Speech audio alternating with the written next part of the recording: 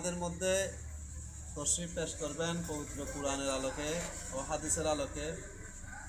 কুরবানির উপলক্ষে তশরিফ পেশ করবেন জনাব সৈয়দ মোহাম্মদ নাসিরউদ্দিন তরিকায়ে নকশবন্দি মুজাদ্দিদ। আসসালাতু ওয়াসসালামু আলাইকা ইয়া রাসূলুল্লাহ, আসসালাতু ওয়াসসালামু আলাইকা হাবিবুল্লাহ। আউযু বিল্লাহি মিনাশ শাইতানির রাজিম। বিসমিল্লাহির রহমানির রহিম। লাখো কোটি শুকরিয়া মহান আল্লাহ রাব্বুল আলামিনের দরবারে। পবিত্র ঈদুল আজহা, এই কুরবানি, এই ত্যাগ, এই মুহিমে মুসলমানদের জন্য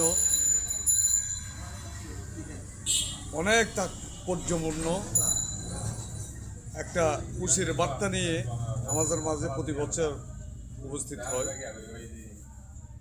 এই দুটি ঈদ, একটা হলো ঈদ উল ফিতর এবং ঈদ উল আজহা।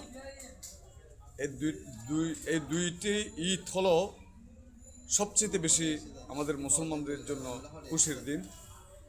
বিশেষ করে যে কোরবানি ঈদ উল আজহা, এই কোরবানি আমাদের মুসলিম জাতির পিতা হযরত ইব্রাহিম আলাইহিস ইসলামের মাধ্যমে এই কোরবানি আমাদের জন্য ওয়াজিব হয়েছে।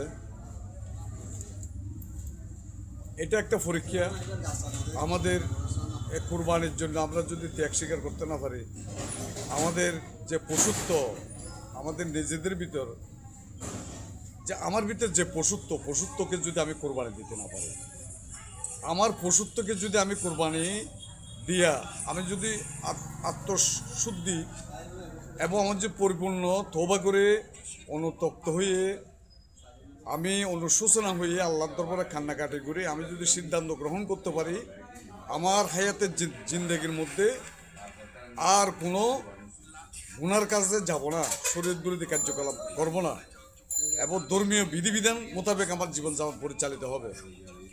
এই সাধনা যদি আমি পরিপূর্ণ, আমার পশুত্ব, আমার আমিত্ব, আমার অহংকার, আমার সব কিছু, আমি মাটির মানুষ, মাটির দিয়ে আমাকে সৃষ্টি করছে, সেই মাটিতে আমাকে রাখা হবে, এটা চিন্তা করলে আমাদের ভিতর কোনো অহংকারে আসতে পারে না।